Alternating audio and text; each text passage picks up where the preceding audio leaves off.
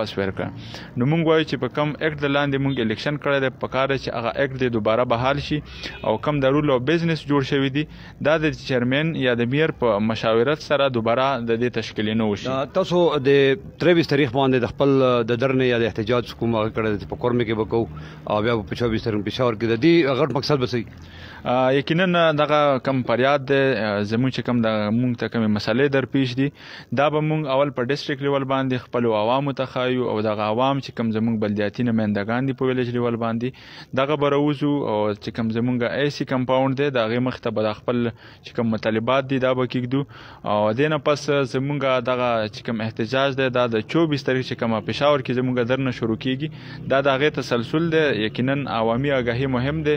او موږ به دې ځای نه خلکو ته دغه پیغام ورکوو چې څومره هم زموږ سره منتخب نمایندګان دي او موږ سره عوامي خلک دي هغه به موږ دې ځای نه بوځو او پېښور کې به دغه درنې کې بھرپور شرکت کوو.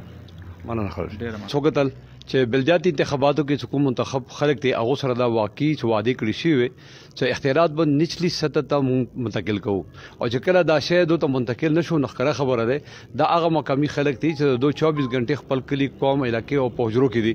دا هغه خلکو سره مخامخ کیږي کچېری دو سره اختیارات نشته نه دا به خپل د علاقې څخه خدمات وکړل شي یقینا دا د دو د کتنې قابل زیاده چې دي ته وکړل شي. محمد جمیل وحدت نیوز صدا کورم.